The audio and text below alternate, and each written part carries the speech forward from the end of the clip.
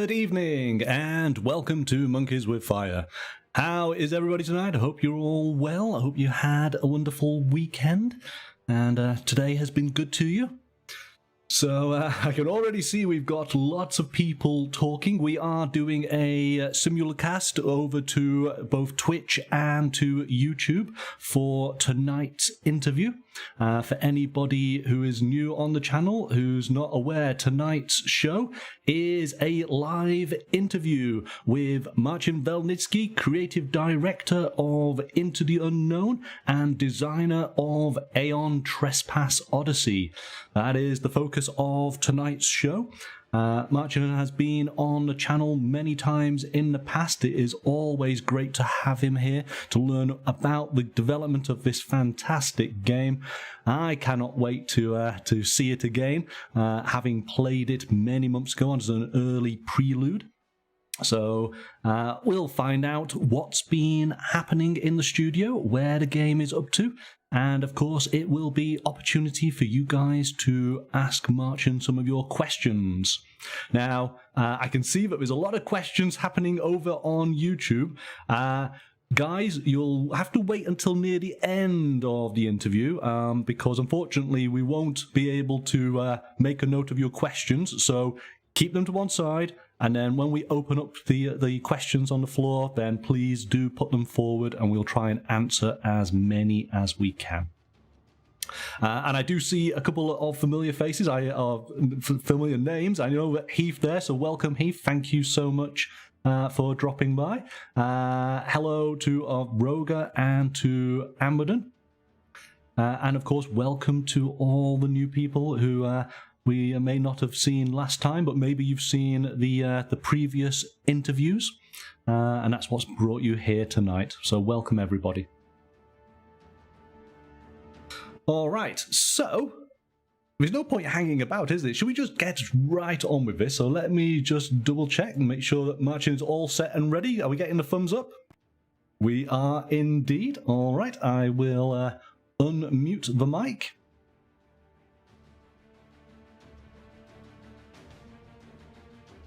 And good evening, Marcin. Good evening. Hi. How are you? I'm very well. How are you? I'm good. A bit exhausted, but good.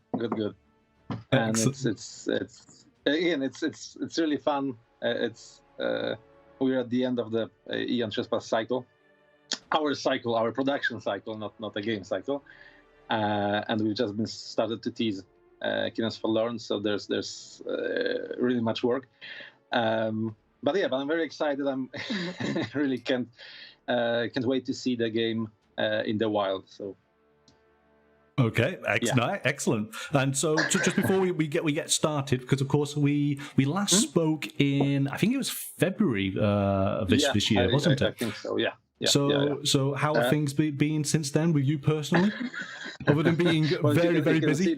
There's not more boxes behind me than last time we talked, because we've from February, I think we've expanded twice from that time. So there's 10 people working with me in the office at the moment, and many more freelancers and our full-time employees who work remotely, right, from home, from many different parts of the world. We actually have a very multicultural team of artists working for us. Since February, it has been steadily growing. I think we'll be expanding soon too, at the beginning of the year, probably when we everything is locked with Aeon Trespass Odyssey, and we know, okay, this is the moment the game leaves China. We can think about, for example, changing the office and hire more people. I'd love to hire more people at the moment, but there's really no space to put them here, so we have to wait. Right. Okay. We've made really great strides with Aeon Trespass, and I think we'll talk about that later in the interview, because well, that's a really massive topic.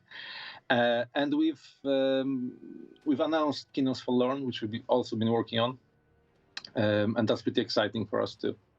So yeah, there's a lot going on. All right, excellent. So let's tackle this right out of the gate. When can we expect Aeon Trespass Odyssey in our hands? Yeah, that must be the question on everyone's mind. $1 million question. Yeah. So if everything goes well, we should ship the game by the end of March or the beginning of April, or probably both, because there's more than a few containers to to ship. It's roughly 12 containers, I think. Wow. A bit less if we work with if we don't use pallets. If we use floor loading, then we can probably go down to 10 containers. But also depends on some other shipping stuff, like if we can reinforce the boxes with additional foam without changing its dimensions. So, yeah. So roughly end of March, beginning of April. That is if everything goes according to plan. But I'm really hesitant to talk about it, because I was hoping the game would already be in players' hands by that time. Yes. That's one of the things we've been. But it's not a ATO specific thing, but a lot of the industry has been struggling throughout the year with fulfillment because of the staggering effects of the pandemic, and there's so many little things that happened, and that like a set of dominoes falling impacts game development and production, and Kickstarter big box games are one of the more affected things out there, due to how many games are packed in a container. Because if we made really small games, let's say card games, and we had like one container with 10,000 games, the markup would be there for us, but it would be spread across 10,000 copies. With Aeon Trespass Odyssey pushing 15 kilograms and being like it's like I can't show it to you, but I'll show probably in the next update. It's a really large box. If it's a large box, then it also needs it to be thick, and it's heavy. So less games in a container. So the markup for shipping for each of those games is a lot higher than with a smaller product. Yeah. No, I can well understand. It's obviously on the channel here we get to review and do live streams of many games from many different studios, different publishers, and there's been one consistent factor across everybody this year is every game's been late. They've had a release date, and it has unfortunately slipped because of the shipping issues, the production issues, everything. As you say, it's been a massive domino effect. Yeah, but it's not even the Kickstarter games. The really large publishers had to either move the dates of their products, or had to stop taking orders for Christmas because they wouldn't get those games in time. Things that should really be not that much affected are even affected, and those dates are pushed.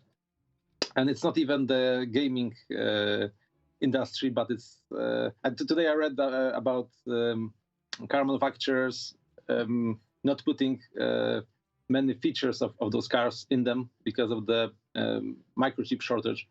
Right. Things like Tesla's not getting USB ports because of that. So it's actually affecting us across most industries that produce fully or partially in China. Yeah.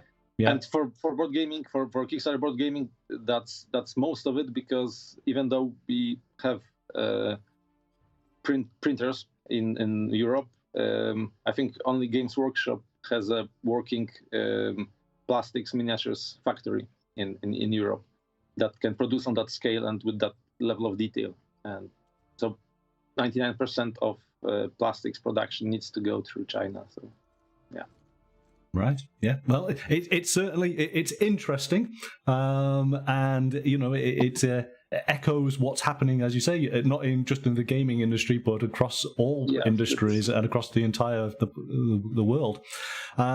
So let's move then on to Aeon Trespass Odyssey specifically. sure. As you say, we last spoke in February, and much has happened. Mm-hmm. Away you go. Yeah. Tell us all about it. Well, we can stand, sit here all night and talk about it, because even though the game was delayed, I think the team has done a marvelous job with the production of this title, and it's such a staggering amount of work that went into across all years we've been developing it, but this year specifically. And it's really hard to describe without you having the games in your hands. It's that there's so many moving parts in Aeon Trespass Odyssey, and almost all of the mechanics are interconnected between all the phases of the game, between voyaging on the map, between adventures, and the battles, of course. With so many levels of each primordial in the game, and with each level being not only stat-based changes, but quality changes in the traits that require new tactics from players. It's a staggering amount of work to just to even if the game was fully developed, going from prototype or going from the design docs to the files for the factory, that's a staggering amount of work. It's mind-boggling how much there is between having the product and making the product as a viable package to be produced. For example, in the campaign we talked about the campaign books, the cycle books. Actually, it was one book then, and we decided to have one book per each cycle, so they are more distinctive, and you can also you don't get spoilers for future cycles. So we actually advertised that the game would have 300 to 350,000 words, and it's gonna have 500,000 words. My goodness, 500,000 words across 3 cycles, and that's even after me editing it down from 600. So it's almost doubled from our initial premise, and it's not even it's not scope creep or anything like that. It's not having too much flower prose. There's just so much going on in those story campaigns, for one, and on the other hand, there's a variety of adventures you can go on. So unlike most of narrative-driven board games, you can actually replay the cycles of Aeon Trespass Odyssey, because you probably will experience less than half of the stories during a single successful playthrough. So there's a lot of work, and we do value the ability for the players to make meaningful choices, and one part of it is that the choices you make in a cycle influence your diplomacies with the factions, influence the main story, and vice versa. The main story influences the hub adventures. But we also wanted to have this interconnectedness between the cycles. So there's a lot of stuff you'll be like the game. Just to remind you, the game has something we call the choice matrix. It's a table with a lot of meaningful choices you make throughout the game, which can have predictable or unpredictable consequences later. And the story matrix is persistent between cycles.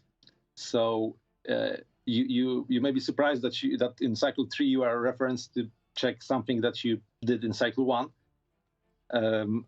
But that's a lot of that's really fun for us to just have this coherent story across all of Aeon Trespass Odyssey, and to have you go, oh, I remember that, and now I know why that happened, or I knew that thing would happen if we did that. But it's a lot of work to just make it all interconnected, and to then check if it's all references the right paragraphs and so on. It's a little bit like when you're watching a TV series and there's a callback to something that happened in a previous episode, and if you remember it, then you were in on it, and that was cool. Yeah, I like it. Yeah, and a lot of those things are major things you do in the story. So you don't even need to there are very tiny details that you'll mark, and you may recall that something happened, and now you're seeing consequences of that. And there are things that are really large scale, so you won't miss those things. Like you will know, I chose this path instead of this path, and now I'm reaping what I sown. Unlike video games, we don't have the opportunity to go back and patch the game if something is if the paragraphs don't align properly. So there's always this focus to just check again to make sure that the connections are there.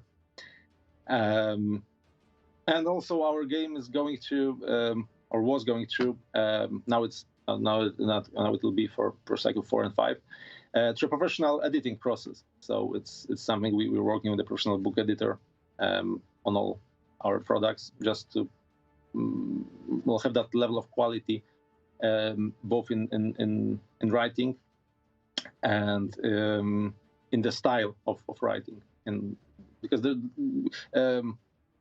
writing team has been expanded this year also, so it's not only me, thankfully, and we do have one artist who's a native speaker, but I'm of course not a native speaker. So even though I think that my writing is okay, I do feel that an editor is always needed on a project of this scale. Absolutely, yeah.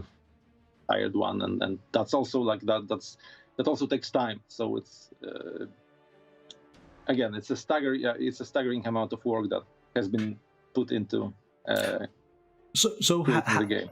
So has the game actually physically increased in size then, given the word count increasing? Yeah. Well, the books increased in size in that we had to add pages to those cycle books just to fit it all into them. And other than that, I don't think it has this year. We expanded during the strict development of battles, for example, and when we developed the tech trees, etc., so we added more cards. But this year, I think we were mostly focused on cutting things. Right. In that, not in the sense that we are removing features or anything like that, just to make it more streamlined. Just to because game designers, especially on Kickstarter, if they are given the reins of the game and they don't have someone above them who's constantly saying, no, we need to hit the deadline, or we need to hit the budget, they tend to make the games overblown. Yes. The games, there's scope creep, there's feature creep, there's components creep, etc. And for me, it was very, very important to just say, okay, well, we've got this amount of stuff. How can we make it less? How can we make it easier for players to use? How can we? Are there any redundancies in the systems? For example, are some of the abilities really not used? Do we need to change them? Is some of the equipment not that good. So we had a lot of brainstorming discussions and balancing discussions around it, so just to make everything important for the game. Yeah. Yeah. So for example, we've even though we've raised the number of unique traits per primordial, even from the stretch goal enhanced promises of the campaign, these take less space because we've during the last 2 years we've redeveloped the look of the primordial sheets, and we were able to put a lot of those traits on the sheets themselves, which really saved space and saved cards for other more important things. Okay. All right. So in a way, like there's a lot of games that have a lot of different card types or a lot of really unique tokens, and we really wanted to scale those things back. Like, even though the game is really big, there's only several types of tokens, and most of them are used in the given cycle, so you're not really overwhelmed by those, and you don't need to go looking in your box for that specific token that you need. We wanted to like streamline those aspects, so just to make the things that are really necessary and reusable. That's really good, because there are many games where you're overwhelmed by all these amazing tokens to punch out, but actually, you might use this token only a couple of times, and what's the point, so to speak, other than the feeling of you got more, but did you necessarily need more? Exactly right. Like I think there's an optimal time between you learning that you need a given token and finding that token. That time is too long. It's that the token probably isn't needed in that sense. So we don't have many unique tokens. I think there's like 2, like the priority target token and some others that I won't spoil. And we use clever things to have some tokens that have more purposes than one. Okay. Yeah. Just got a quick question here from is that Gerderman over on YouTube. What are your feelings concerning the future release? Pride, stress, excitement? Well, relief. All of the above. Probably. In that it's been 2 years from the Kickstarter, this September. But for me, the project started a lot earlier, and the first prototype of the game were already made in 2016, and the ideas for the game even predate that. So for me, it's probably more than half a decade of Aeon Trespass at this point. so I'm really eager to get the game into the hands of players. I can imagine. And I'm really excited to see what they think of it, and how they receive the the story, the unique mechanics we put in there. I'm also an avid gamer, so I always try to be track current games, and thankfully there are things that we do in the game that still nobody else has done. That's really enjoyable for me. And yeah, I think it's relief and excitement in that I like this was a really big dream, and it's a really big game, and having to see that it's all coming together and that it all fits into place is a great feeling. It's there's I've been designing games for a long time, and I've also been writing here in Poland. I've written a few novels, and this was always the best feeling was when you're almost done with a game or a story. I think stories are more applicable here, and even things that you didn't plan to fit together start to fit together. Your mind is putting things, and it becomes such a coherent whole that you are surprised by some things in that process. So that's really satisfying when you get to that point. The only thing again that frustrates me is the things that deal with shipping with the delays, because again I'm chill in that I do back games on Kickstarter, and I almost always expect them to be late. But I really hoped my game wouldn't. So it's always like I do feel the anticipation and the disappointment sometimes when players see that okay, this is going to be delayed a bit. Because I'm also frustrated. It's probably more frustrating for me than for you, because I'm working day after day after day to keep those dates, and then something happens and it's pushed back. It's not a good feeling, but I think it's universally experienced by creatives. So we need to it's part of the journey. Live it with. Yeah. Although we've throughout the year we've introduced a lot of procedures. We've updated a lot of procedures in the team just to make everything on that side flow even better. So we don't have much we control over what happens in the real world, but we do have the control about of our own production and design pipelines. So we are always trying to make them work more efficiently. Okay, so I'm just going to, just because we were talking about the books and about text and about narrative, so there's a couple of questions here. Heath asked, will the books be hardback? And if not, is there any chance that they can order them as hardback later in the store? And then, hopefully I say this correctly, Osku, question, when would we see the rulebook? So,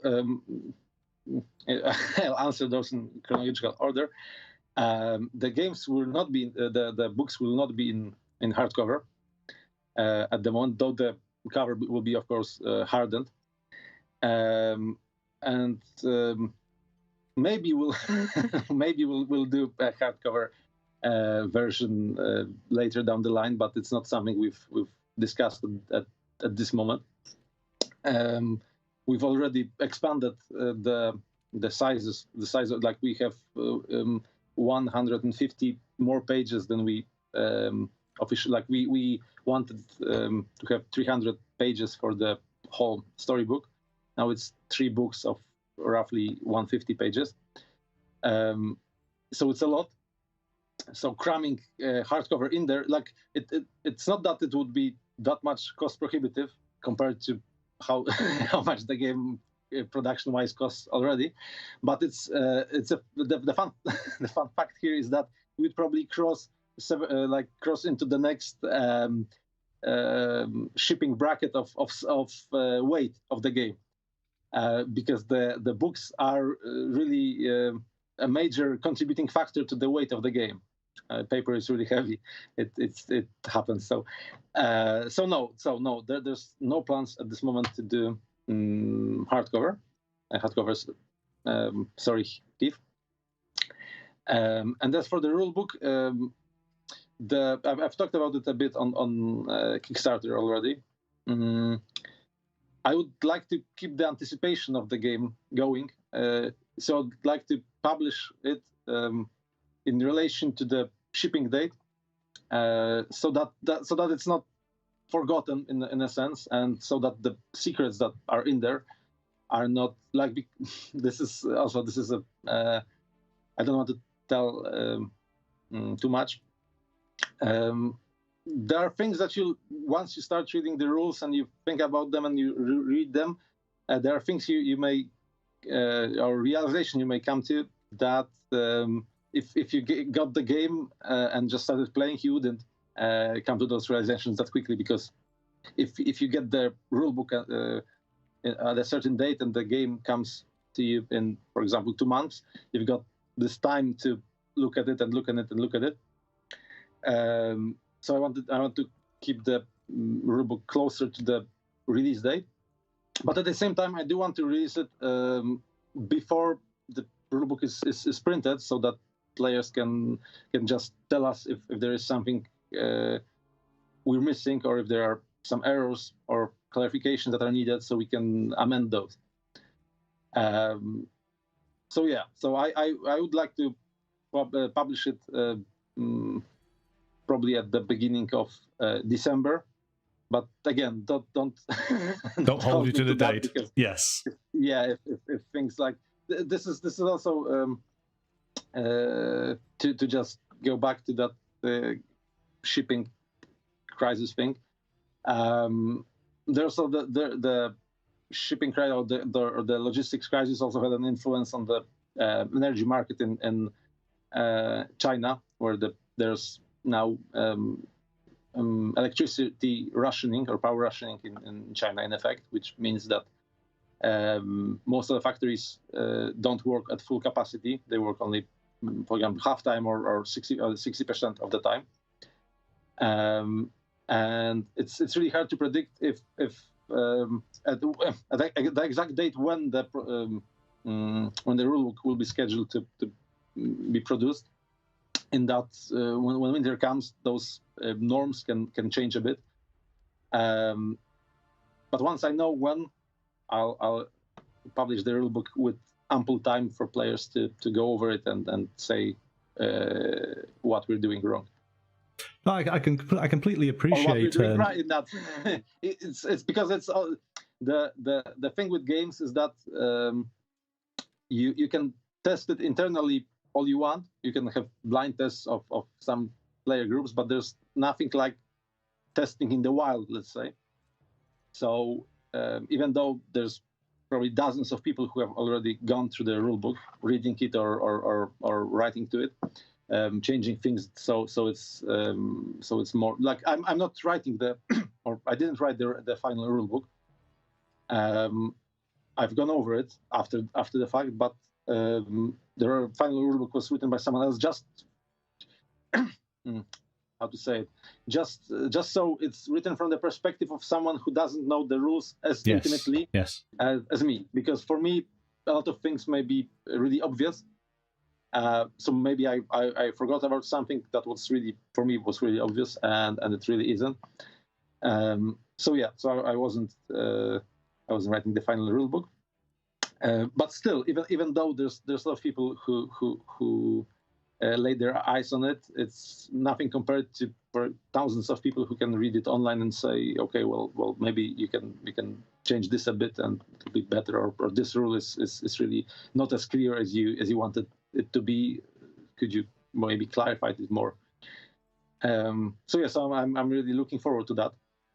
And as soon as I know, I don't know if I'll wait for the update to post it. I'll probably just post on our social media that okay, the next update the rulebook will be coming. So yeah. No, I can most definitely appreciate the fact of not wanting to release the rulebook too early, because we're all excited about the game, and when and if you're starved of information or content, anything that you get, you're going to scrutinize to a level much greater than you might do ordinarily, and indirectly ruin the experience for yourselves. So yes, I think that's probably a good call. The one thing we've also done to alleviate that, even if when you get the game, is that a lot of cycle-specific rules are also hidden or noted in the cycle books. So there are things that you may really not know that will be happening in the game, mechanics-wise, until you get to that cycle and you see, there's that much new, so many new keywords, for example, or this is a completely new mechanic that I didn't think this could be done with this, and here it is. So we've done a lot of stuff like that, but still there's some universal rules that we wanted to have in one place. The rulebook has a master index, so even if the rules are in the cycle books, they will be also included in that index. So you don't need to check, for example, 4 indexes just to find the rule you're looking for. Okay, excellent. We seem to be going to all. Let's see if I can pull out another question here, because there's so many coming through. And hopefully I get the name correct. Is that Radoslaw? Hopefully I said that correctly. How long do you think that the single playthrough for the core game will take? Well, I think that it depends on your efficiency. But if you're doing good, and so you're not replaying things, you didn't fail, it's perfectly doable to go through a cycle on your first try. The game is not that much luck based, so if you're making sensible decisions, you will succeed. Although there is a lot of things you learn, like you learn effective tactics against certain primordials, etc., etc. So the more you play, the more the better you are at the game. But I think it's probably at this moment it's probably around 200 hours for a single playthrough across all 3 cycles. So there's probably 300 or 400 hours if you replay the cycles and try to go through all the adventures, for example. And there's a lot of hidden content in the game. There's hidden numbers, then there's hidden battles, there's a lot of loot, there's some puzzles that aren't easy, let's say, because they are additional content that's not needed for the core experience. So there are things you need to decipher, things you need to collect across the cycle, and a lot of fun stuff to explore. So we just wanted to have the game like to for you to feel that this is a living, breathing world you're venturing into. Like you're not railroaded into a certain path. Like you can go here, you can go here. There's a lot of stuff to see. You may not see everything during the playthrough. You may not experience. Again, there's even though we've designed a lot of systems around the adventures so that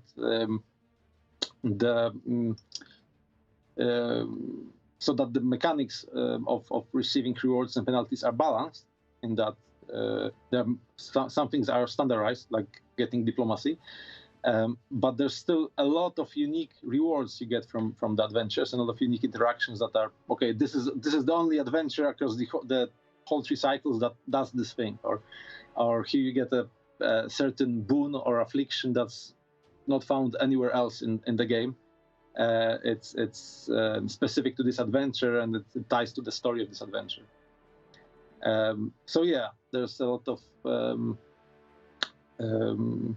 let's say there's a lot of challenging content throughout the game you may also not experience from things like the Mnestis theater, which is obvious, but there's also other stuff during the campaign that you can do this at this proficiency level, or maybe if you go one step beyond, you can achieve something greater, and then you get this reward, etc., etc. So there's a lot of stuff that's again that's fun to explore, fun to connect between the mechanics and the story materials. Like we also, like, I'm sorry, I'm jumping from topic to topic, but it's the always game good. is designed in such a way that everything interconnects. So the mechanics reflect the story reflects the mechanics, etc. Okay. And if you pay attention to the details, you may you will profit from that in the game. Like there's knowing stuff or understanding subtle stuff about the story and about the characters, etc., will help you make better decisions in the game too. Right. Okay. Let's move on to. I've got a question here from Benjamin, because of course, and this is something that I've sort of recognised certainly over these past year plus with the pandemic, is that a lot of gamers, of course, have moved online to virtual tabletops to be able to experience games because, of course, social distancing. So Benjamin has a question here of, is there any plans to update the tabletop simulator demo ahead of the game's release? We haven't discussed this internally, but the demo, there's two versions of the demo. So in a sense, we already did in that we have our own private TTS, which has more of the content of the game to be tested. So it wouldn't be hard to just port that, or just, it's not even porting, it's just enabling that content in the public version of the TTS. So we may do just that, but I think that would be closer to the release of the game, just for players to be able to experience some new content and then smoothly move into playing the game. If we had decided to port the whole game, I think we probably would want to do it with more style, in that not just a TTS mod, but to as you know, the core team of ITU has background in video games. Yes. So I think if we ever did a digital version of the game, we'd probably put a more hefty budget behind it, just to make it like a more coherent experience than a TTS mod. Yeah. Okay. No, that's cool. And the fun thing is, like,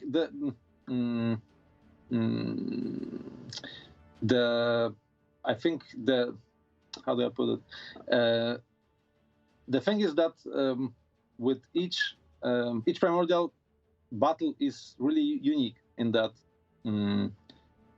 So I'm also a bit hesitant to just show another one, because there's a lot of effort going into making those battles unique, and the strategies used in those battles unique. So if we, for example, decided to put a new primordial into the TTS demo, for example, the Cyclonus or the Chimera from Cycle 2, we would have to put a lot more content into it, a lot more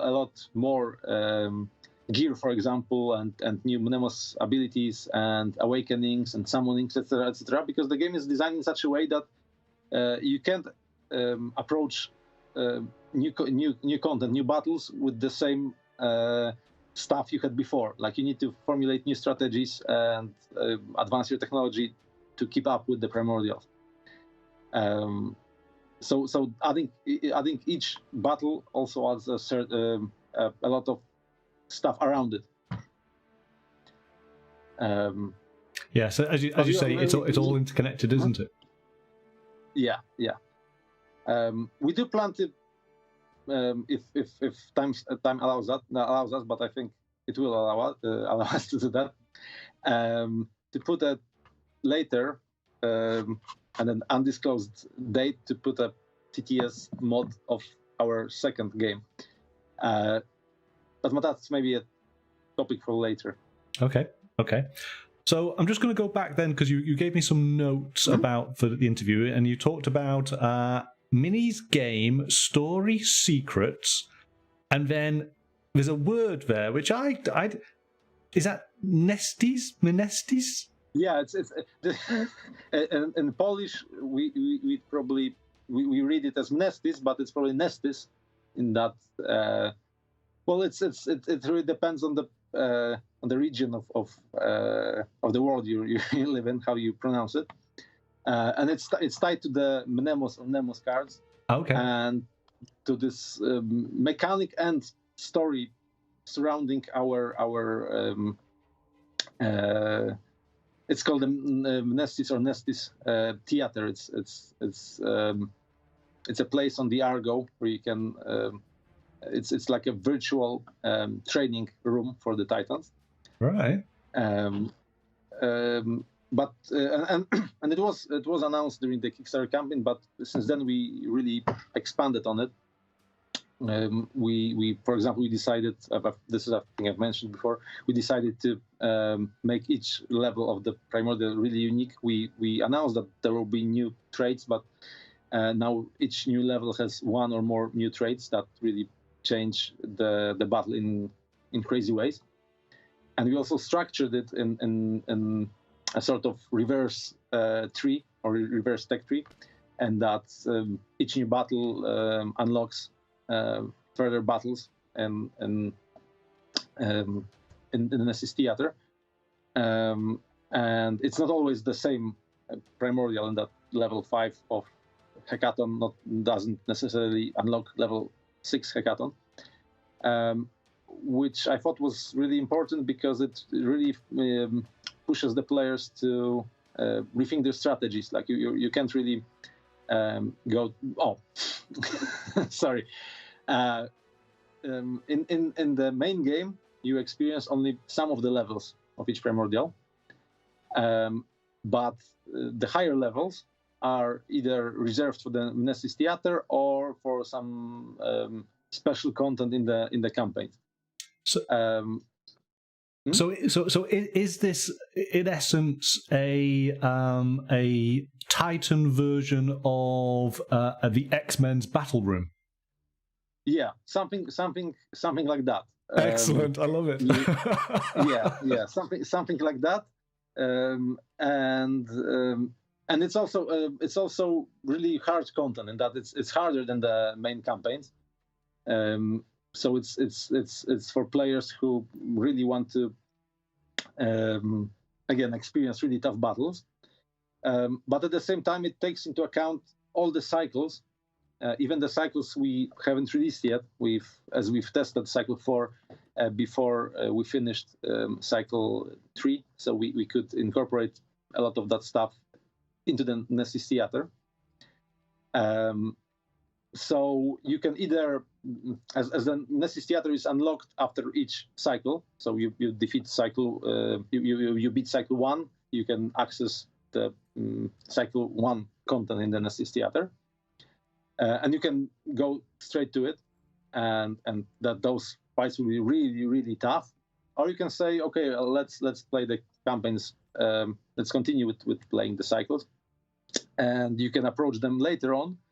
And they may be a bit easier for you because you've got still better equipment from the later cycles.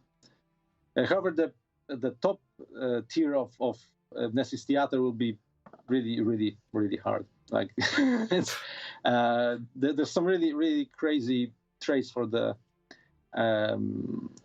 primordials that change the way you approach those battles, and you need to either think outside of the box, or you need to be really efficient with your gear loadouts. And is there a reward when you defeat the primordial during one of these conflicts? Yeah, there's actually a few types of rewards. You get the most common one is ascending materials for your gear, so you can move gear from cycle to cycle if you really like them. And this was done. This was one of the main functions of the Mnestis theater when we announced it. And it was because there's a lot of gear in the game. Each cycle has each cycle has around 100 unique items, gear-wise. Not talking about Mnestis abilities or Titan patterns, etc., etc. So there's a lot of that, and we really wanted the players to experience new strategies. So as the game progresses, the difficulty of the primordials also progresses, and some stuff that you had before is not as efficient as it was. So you need to invest in new strategies and new keywords, for example. But we also wanted to leave players the flexibility of, okay, I really love that item, and I think that item is universally great.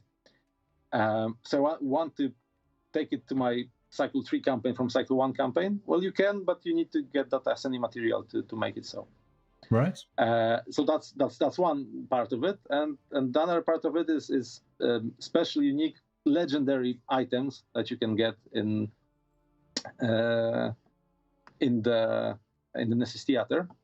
For starting off, in the Mnestis Theater you have another chance to get the unique loot items from the Primordials, because once you go from cycle to cycle, you won't be going back. So if you didn't drop that shield blade or that what's a good idea? Well, what's a good item? Or the let's not spoil that.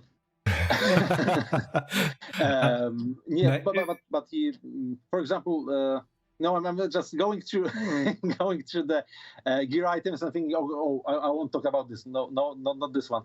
I'm trying to think about ones that are not that spoiler heavy, because the items oftentimes relate to the story of the given primordial, so they give you an insight into. But there's let's say the Pyramidion. It's a really mysterious name, so it doesn't give anything away. Pyramidion is a unique item you can get from Temenos. So if you stop fighting Temenos in the campaign, you lose the ability to get that, unless you go to the Mnestis Theater and you can try to get it again. And on top of that, there are new unique rewards there are 2 tiers of unique rewards from each primordial in the game, which have really also crazy abilities, which some of them you will need to face other things in the Mnestis Theater. And also the Sky Seer is tied to the Mnestis Theater. We also announced it way back in the campaign. So that's a titan you will unlock through the Mnestis Theater. And on top of that, this is not something that will be going into the game box, but we announced, I think a few months ago, that we'll be doing some story content post launch for the Mnestis Theater. So that will be another reason to play Mnestis Theater, to just learn more of the story secrets there. I like it. It's a game within a game a little bit. It's yeah, in a sense, and it's, even though it's let's say parallel to the main game, it also has secrets and has a story of its own. So it's not just the danger room. It's yeah. Why is it even here? Like there's some stories, fun story stuff here. No, yeah. I like it. That's a great concept. Really, really cool. We've got some wonderful artwork to show, haven't we? Shall we sort of throw some of this up on screen and maybe talk a little bit about it? We could go over them. Yeah, absolutely. So we'll start with 0, but we've numbered these all, so we know what we're talking about. So let's see. Hopefully this works. There we go. It should be on screen. Well, I've got the delay, I think, so I'm not seeing it again, but I know which one you're talking about. This is one of our earliest arts for the game. It's just the way we see the shipping crisis in that. It shows the trade fleet dock of the Argo. Like this is the whole side of the Argo, and there are really trader triremes coming and going from the ship. As trading is a mechanic in the game, in that as you gain resources, if you want to optimize the way you build items in the game, you want to trade resources, either through the trade fleet dock or through meeting specific traders in the game. They may have different exchange rates, so watch out for that. And there's a lot of also fun stuff that deal with the trading in our game, because at one point I was asked by one of the testers if how come the normal people here have access to some of the rare resources. How come you can exchange for example, some mortal resources for primordial resources with the traders. And there is actually a in lore answer for that, which I won't spoil here. But there is one and this is this is the fun stuff I was talking about earlier, in that there are many things that fall into place once it all comes together, and that's one of those things. And then you can see the scale of the Argo here. It's a really massive ship. Yes, I love looking at the concept artwork, because there's the sense of scale of everything is just immense.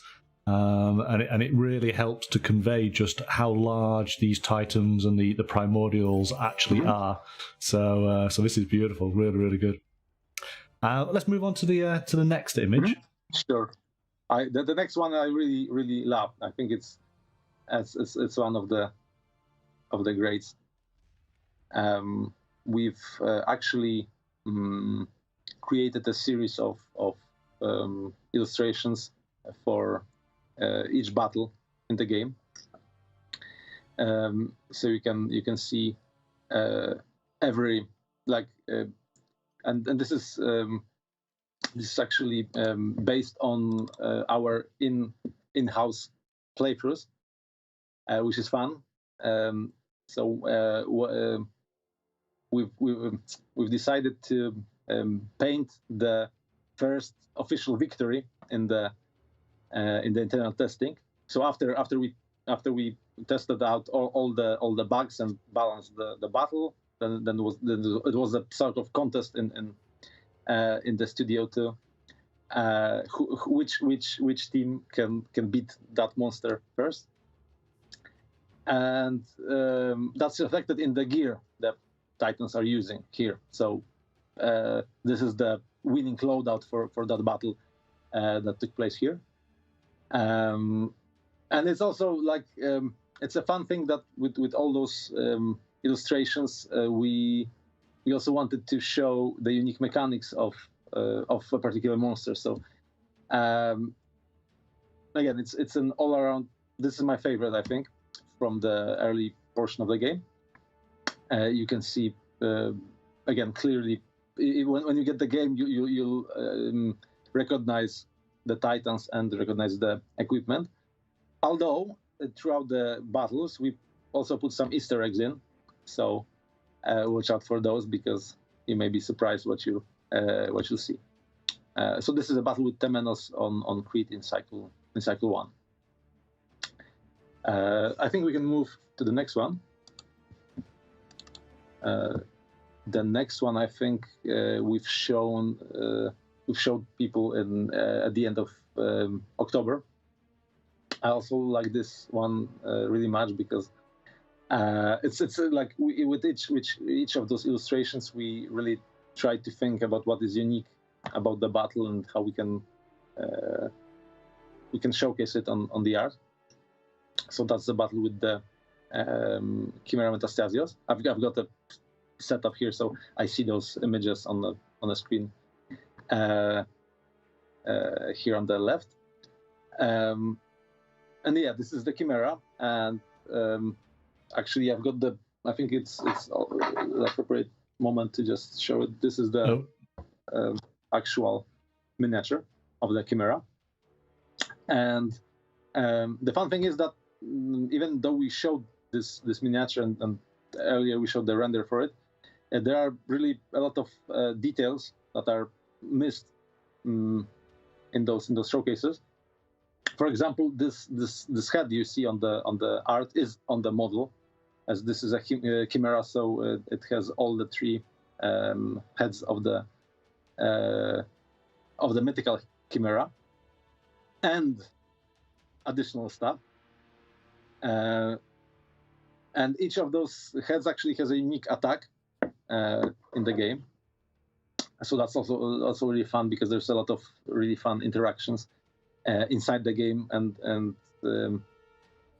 specific things that deal with the mythological version of the Chimera. So it's this is a fun thing when you design stuff because on one hand you want to have a really streamlined and balanced battle, and on the other you don't want to make it generic in that you don't want to have the attacks be too predictable. And I think there's a sweet spot between those two, just to make so the battle feels fair, but there's really fun, exciting stuff that no other Primordial, for example, is using. So even though you may start to predict the moves of the Chimera since once you play it a few times, there are still some curveballs in there, mostly dealing with those heads of it. It has.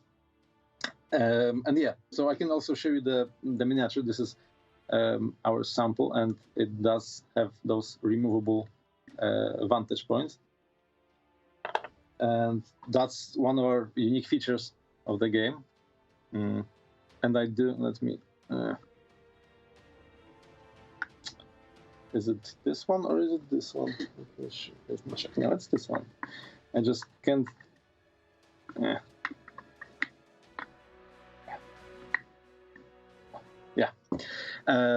This was actually an engineering challenge just to make them because plastic does tend to expand or shrink in production. So we needed to make those from a different kind of plastic, just so the parts don't expand as much, so they will fit into all those slots. And yeah, that's one of the triumphs for me, because the vantage point mechanic might have seemed like a gimmick from mechanics points of view, but it's actually one of the featured mechanics of the game. And once you go through each cycle, it becomes more and more important as you go on. And some of the vantage points you will see on the miniatures themselves. For example, this is Temenos vantage point. Let me just remove it. Yeah. And Temenos only has one vantage point, while the Chimera has two. Sun Descendant has three. Well, the Chimera actually has more in that. There are places on each Primordial that we couldn't make into a removable part of the figure for obvious reasons. For example, some of the Primordials can eat you, and you can still fight them from inside.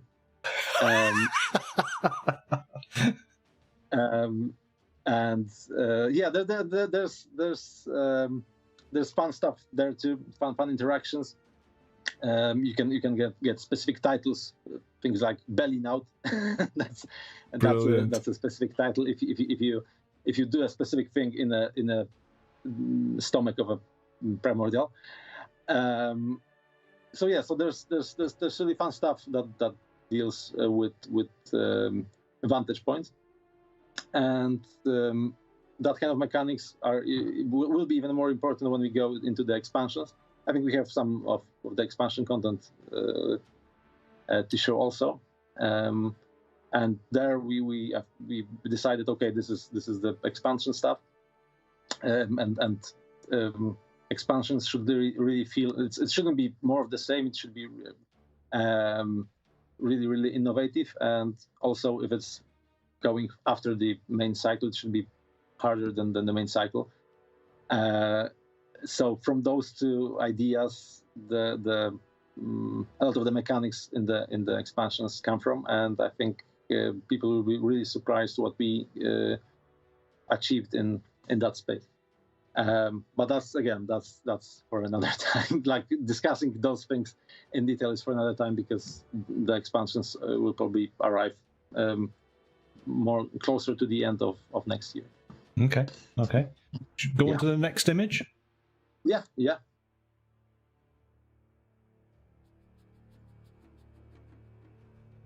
Again, I mean, I just marvel at the artwork. The artists are just so amazing. I did notice a question come up from chat asking how much of this artwork will be featured within the manuals, the books.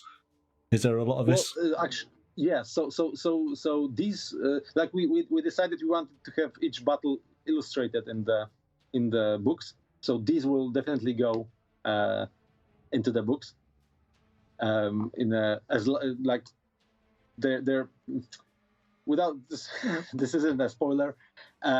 We decided to have each battle be interspersed with the image of that battle, so they are also easily found in the cycle book. Right. So the battles are divided by the cycle book. So when you get the primordials from cycle 1, those battles are in the cycle 1 book, etc. And the same goes for cycle 2 and cycle 3. This is the Hypertime Oracle battle. You can see the time front behind the Oracle. Yes. I don't know if I think in the next one it will be even more obvious, but there's a really fun progression to the weapons and to the gear you're able to create throughout the cycles. You can see some crazy stuff going on here, but there's even more in the final game, and you'll have to use a lot of really fun mechanics just to beat the later cycle primordial, because the things they are doing. Again, I don't want to spoil much about this fight, because it's a real fun battle. You can see that this Titan here in the center is using a loot item from the Burden, which is also called the Burden, or its evolved version, because we do have evolving or transforming gear. This one is actually evolving. This is actually Sisyphus Triumph, which is the stronger version of that gear. Right. And you can see the cycle 3 Titans, and maybe some other Titan which you haven't seen yet. I think we can go to the last of the. Okay. Yeah. But I'm going to remind you something. I'm going to remind you, because you know how Sure. these interviews go. That I will ask you a question and say to you, I need you to tell us something that you've never said before or told before. Okay, there will always be that question. So at some point, Sure. you're going to have to drop on in something that is completely unique, that no one's ever heard before, that we get. So it's up to you at what point you do that. I mean, when you see the next art piece, Yeah, there's a lot of there's a lot of stuff there that I can do that with. So okay. Well, there we go.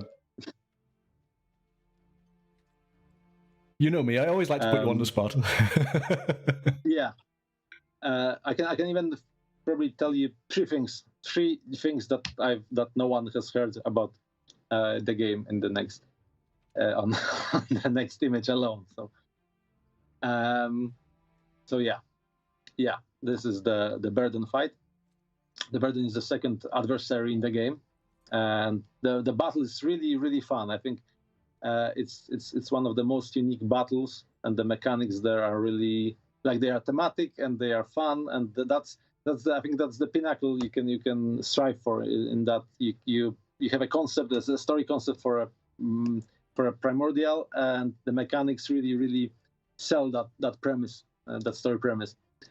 So you can see that one of the Titans here has something like a lightsaber. Yes. It's actually it's a sun sword of the god Hideos. Another one of those has a sun gun. So you get some of that sci-fi content here. And the really, really juicy part here is that this is the first image where you can see a cryptex, which I won't point to, but cryptexes are a major mechanic that's introduced in the game, which we haven't talked much about, but they are a new way of customizing your Titans before a battle. So you can look for it if you find it. So there you go. Everybody's freeze framing, and they'll be scrutinizing it with magnifying glasses. So because again, we want to with each of those with each of those images. We want to be accurate, as accurate as we can, to the mechanics space of the game. So these Titans are using real loadouts that can be achieved at that point in the game. And which can be or which were used to defeat that primordial. But we do like to put really hidden stuff or Easter egg stuff in there too. So that's cool. I like it. Yeah. Okay. Questions? Well, should we move on to the next image, because we still got quite a few. Sure. I think the next one is already from the expansions. That's probably the Golden City. Yes. As gold is one of the major mechanics of Cycle 4. And it's really fun to again take a metallurgical aspect, then expand on it and create a story around it, and then design mechanics that reflect that. So being aurified or gaining the Midas curse, these are both names used in the game. Has in-game effects both for the Argonauts and for the Titans, and it's really like there's a lot of fun to just take that concept and then think about what can we do with the existing mechanics we already had. Can we do something new with it? So this is one of the cities of Persia. There's actually more kinds of cities in Cycle 4 than we've shown so far. I don't think we will be showing the other kinds in this update because we don't want to spoil stuff. But I think we have also the Salt Desert to show, which also will hint at some of the mechanics in the game. This is also, I don't know if I've talked about it before, but this is a really fun conversation I had with Conrad at the start of ATO when Cycle 4 was in the early stages of conceptualization, and I think Conrad said something to me like, how can you make a desert interesting? It's only sand. I took that as a challenge. So we do have a few types of deserts in Cycle 4. Obviously, the Sand Desert is the main one, but there's also the Black Sand Desert, which is tainted with ambrosia. And there are other types of desert. One is the Glass Desert, which happened due to some cataclysm that, it happens off screen before the beginning of the story. And we do have the Salt Desert, I think, which we can move to the next art piece. And this also ties to other elements of the game, because you can also have salt gear, or you can have crystal or glass gear. Glass gear is very potent against the wish attacks of the Demigene. It has some anti-wish properties. And that art piece really has a there's again, this is not a major Easter egg, but you can see in the background there's a kind of ship in the air, and that kind of ship will be used extensively through all the factions in the game, including you. You'll have access to a flying trireme in Cycle 4, which you'll use to transport the Titans on the battlefield itself. And salt will also be a resource, as it's really potent anti-magic properties, which you'll have to use against probably all all of the primordials in this cycle, because again, between the Midas Core and Damaging and the Haka and Babelian Lunacy, they've got a lot of really crazy abilities that you will have to overcome with the use of really specific types of gear. Yeah, and I think the next art piece, the Looming Tower, we've also shown it some time ago, but I'm just showing it to you here because I think during the next in the next update or possibly in a mid-season update, I'm going to talk about the Babelian Lunacy, our main boss of the cycle. And I don't know if you remember, there were a few miniatures that we've redone. We had the Nietzschean, for example, which was yes. which we iterated on a couple of times until we arrived at the form it's in now. Well, at this point, the Babelian Lunacy really blows that out of the water, and and there's like we can make a book about the Babelian Lunacy at this point, because just finding this, like, mechanically we always knew what it needs to do, and if we know what the creature does mechanically, we also really know how it looks like, because we do want to have that what you see, what you get stuff. But still, it was a challenge to just make a miniature that's both unique, that's dynamic, and that actually is stable on your table. Because our first model was like actually really had problems with all three of those.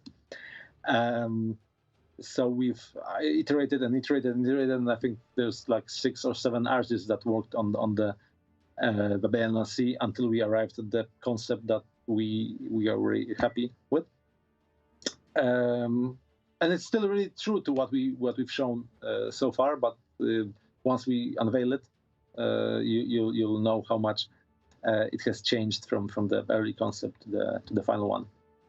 Right. Interesting. Yeah, and then the tower, because we of course could have gone a different route and said, okay, well, let's do something else. But the tower and the concept of a tower, of the Tower of Babel, is really important, central to the story of this cycle. So that boss always needed to be the tower.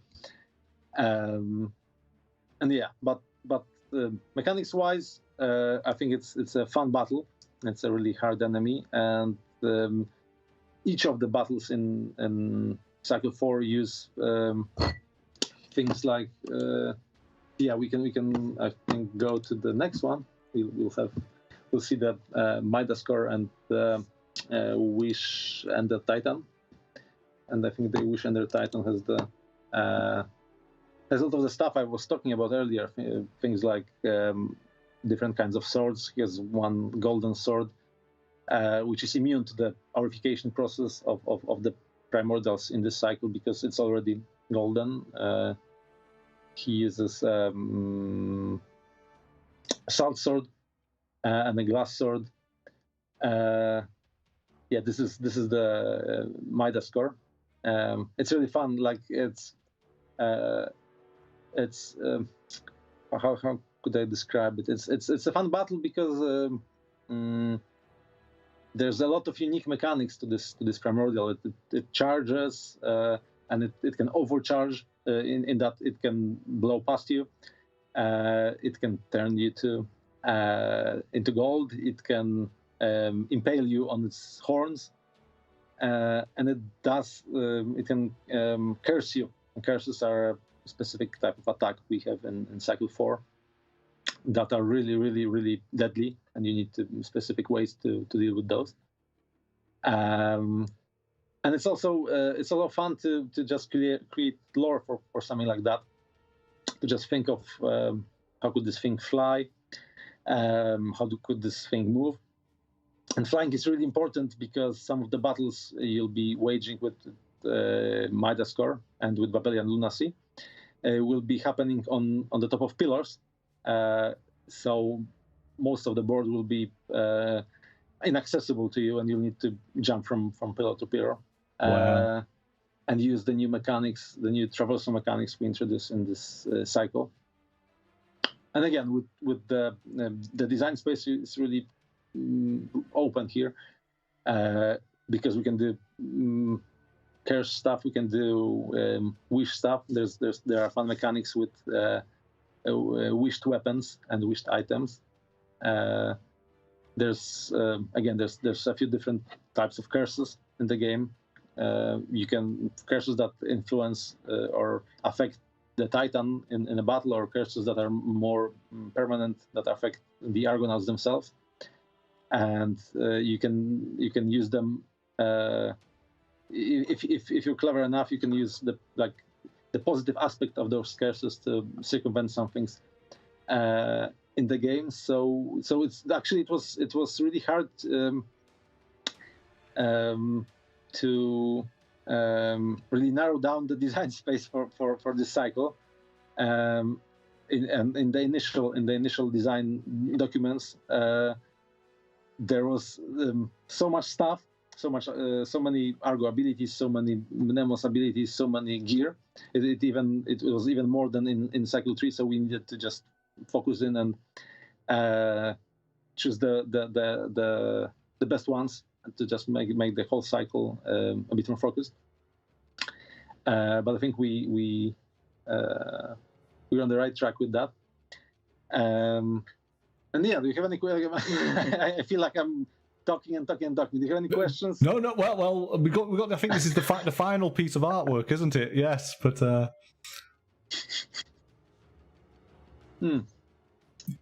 Well, I think we've got. I don't know how much time do we have? Yes, yeah. I think we're in the second hour of the game. Yeah. Of the interview, and there's so much stuff to talk about.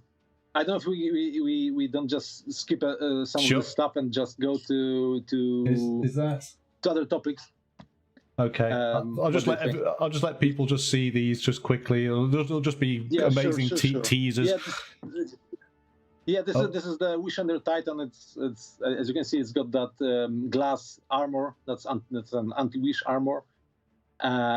It's one of those many-handed Titans. We do have a lot of these. Sins of Heracles, I think, has more, but we don't talk about that. And things like many hands really give us more design space in creating Titan sheets that have a lot of different equipment slots for different kinds of stuff. And we are experimenting with that just to make each Titan unique. There's one thing that I think we've nailed with the core game is that each Titan seems great in that there's a progression across cycles. So the Titans from the end of Cycle 3 are much more powerful than the Titans from Cycle 1. But still, each Titan has a specific role, and its abilities are unique enough that you want to maybe use them in a really funny way in later cycles, just to see what you can get away with. So it was really fun to just talk with the team and ask them which Titans they preferred, and it's I think it's a good sign that there wasn't like, okay, this is basically the greatest Titan and it does everything perfectly. No, there's people who like this Titan, people who like this Titan. Situations when you wanna change it up and use, for example, an earlier Titan which has an ability that may really come into play in this specific battle, and so on. Now we're watching. We're going to the art from the fifth. Should we just leave that as a teaser then? Because otherwise we'll spend. We can. We'll spend Yeah, another half an hour talking about absolutely this, won't we? This is the blessing and the curse of this game, that every single image, requires discussion, because there's so much detail and there's so much that links into the game that it's awesome, but we don't have enough time. So what we'll do, we're going to freeze things here for Aeon Trespass. So let me just put this onto there. The fun thing with announcing or developing expansions along with the with the core game is that we can put hints and teasers to that in the core game itself. So there's fun stuff even in cycle 1 that references cycle 4 and cycle 5, which again really builds the cohesion of the world. Like it's not like you are aware of the broader world at the beginning of the game. It's not like you're just going from area to area. You're more conscious of what's happening in different parts of the world at that time. So there are mentions of Persia, and there are mentions of Atlantis, and there's sort of also Easter egg stuff on the maps themselves for each of the cycles. Okay, so moving on then, because you've already teased and announced and teased the next game that you're working on. But we're good. So do you want to talk a little bit about this? Kingdoms Forlorn. Yeah. Well, I think the main question we always get is, why are we doing a second game? And that's for many reasons. In that, for us, for example, the core game has been the content for the core game of ATO has been locked for a long time. Even though it was tested, we didn't add much stuff. So different parts of the team are at different stages of each production. For example, the design has moved on to the expansions of ATO and to Kingdoms Forlorn, but our art team, as some of you may know, the art is probably always done quicker than the final designs of the mechanics. So the art team was always ahead of us, and as we want to expand the company, we just need to schedule our development in such a way that when we are in the production stages of one project, there's a pre-production going on another project, etc., etc. So everyone we employ has always things to do, and we can have we can project our sales, for example. We can plan ahead for years to come. So this is actually from the Sunken Kingdom, one of the fine arts we have for the game. Kingdoms Forlorn is a dark medieval setting, but so it's a bit more accessible than Aeon Trespass Odyssey, which does have a really unique premise. But still, we really like unique stuff. So with everything we do, we want to add our spin to it. We don't want to just, for example, do D&D in our game or just go with the classical races or classical teams. We want to expand on it. So the main hook of the for Kingdoms Forlorn is the kingdoms themselves. There's several kingdoms that were lost to this let's say this how do I put it, this phenomenon called the fog. They disappeared from the world for some time, but before they disappeared, each one of the kingdoms was ravaged by a different plague.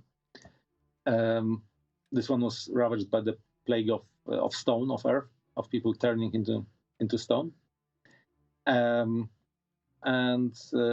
the story of the game picks up when the fog somewhat lifts, and the titular knights for our game can venture to those kingdoms and rediscover them.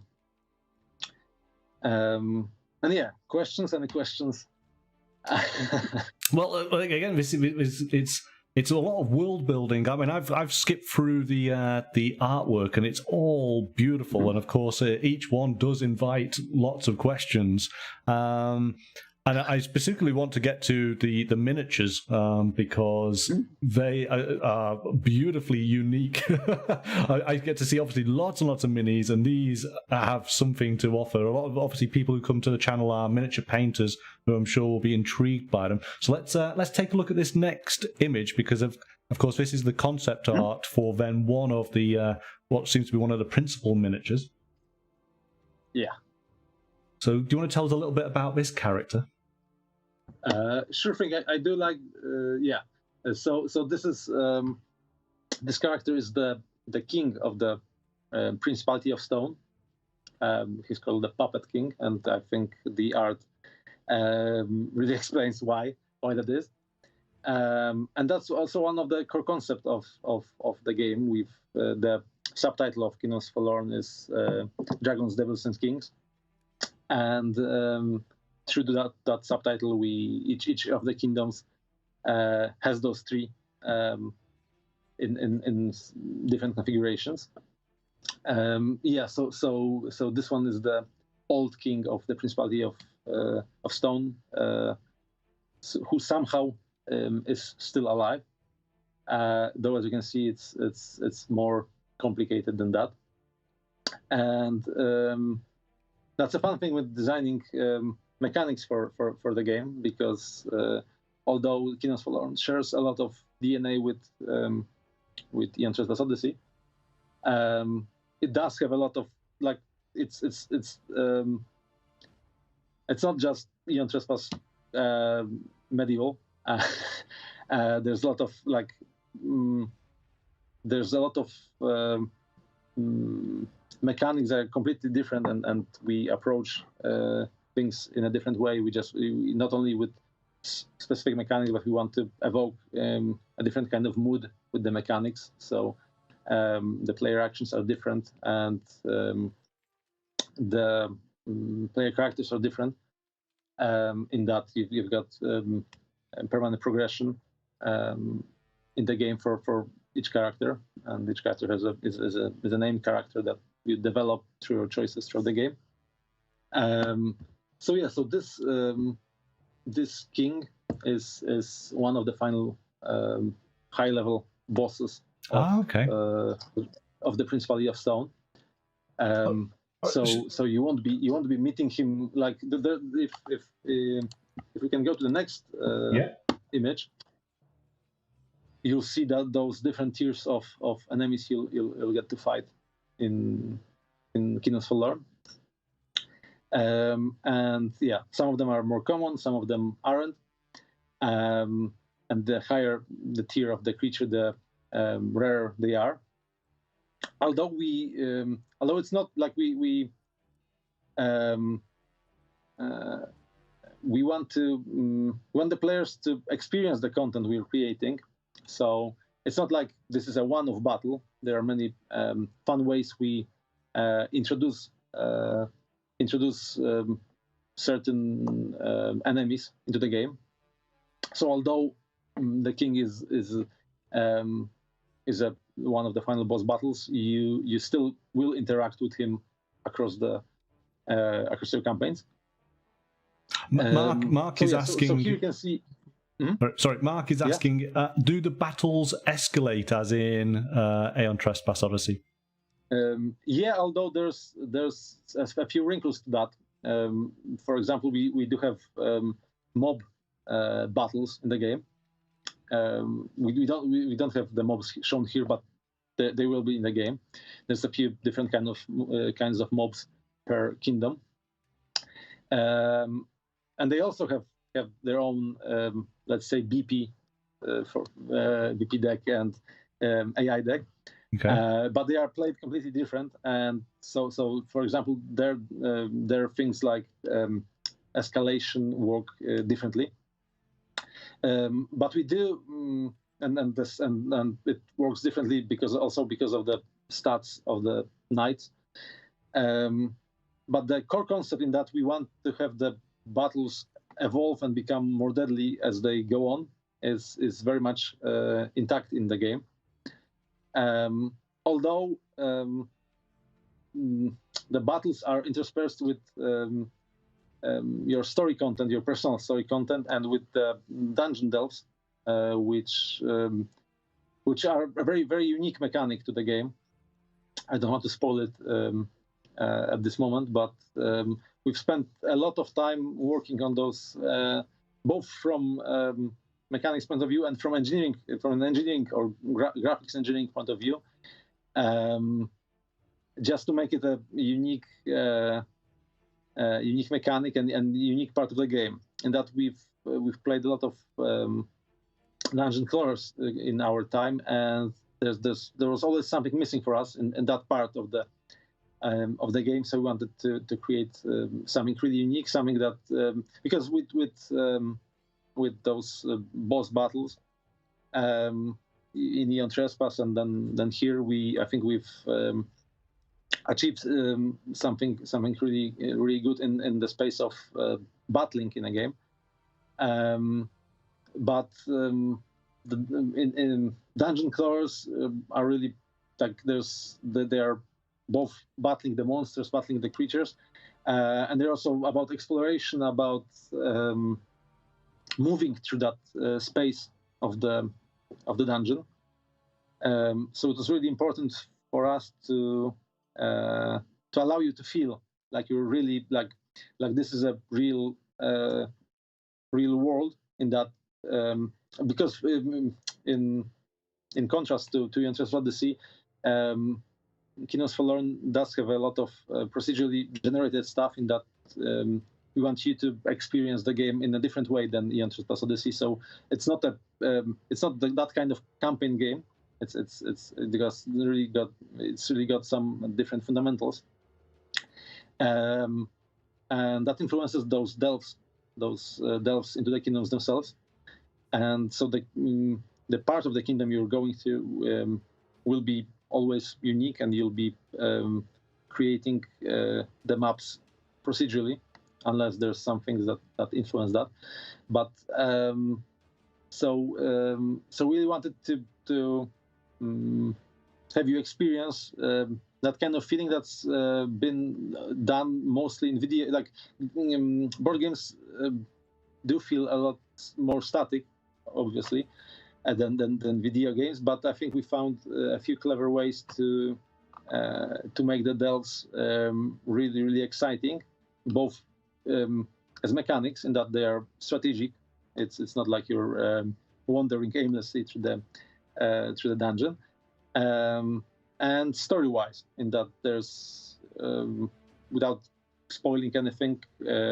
Again, the approach to the story is quite different from what we've done before.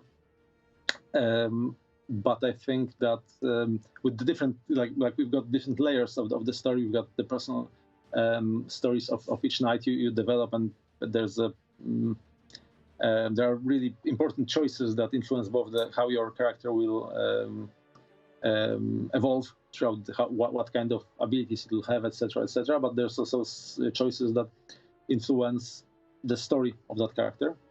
There's the level of story, the kingdom level of story, where you really try to explore the deeper secrets of each kingdom and try to learn about the curse of that kingdom. And there's a lot of incidental stuff, like really, really smaller encounters that add a lot of flavor, and even the smallest encounters can really change how you approach the interaction with the delve map.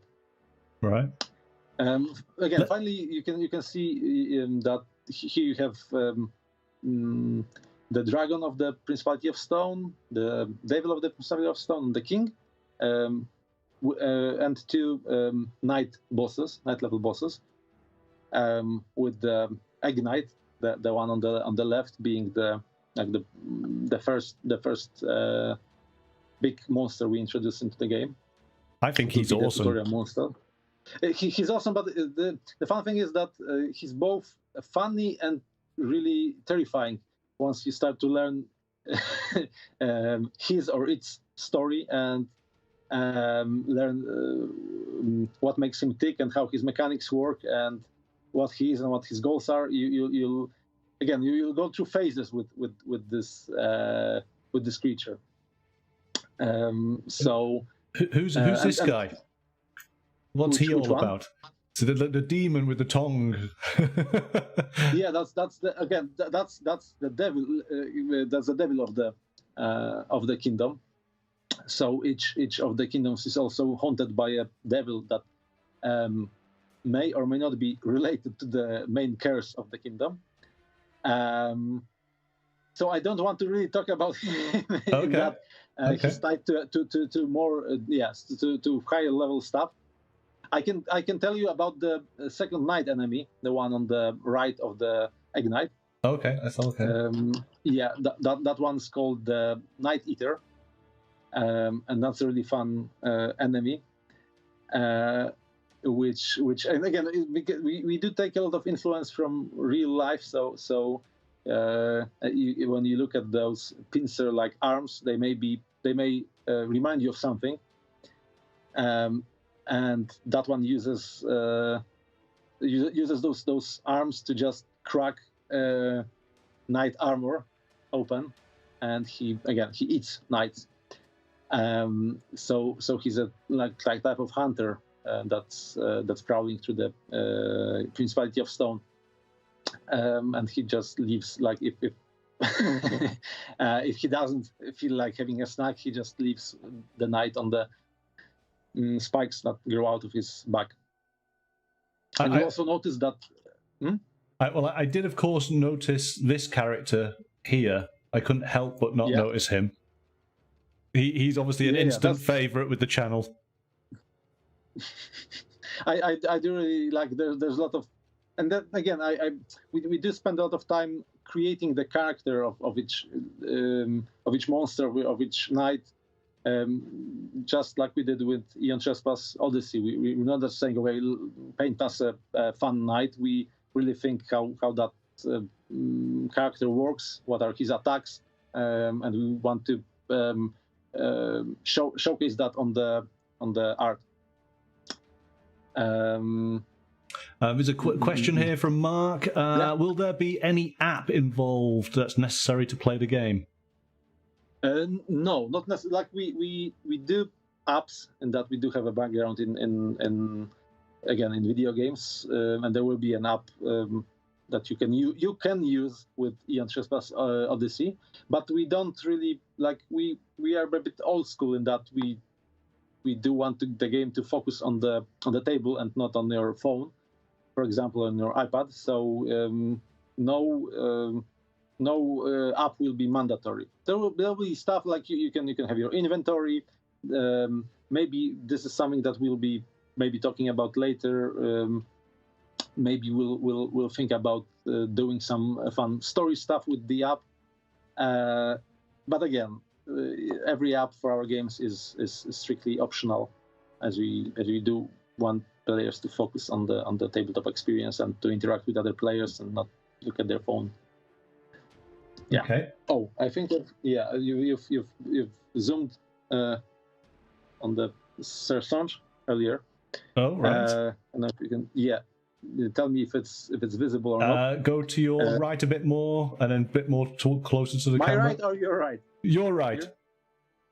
Your right. Oh, well, maybe it's your left in that case then, because you're the image is reversed. There you go. That's better.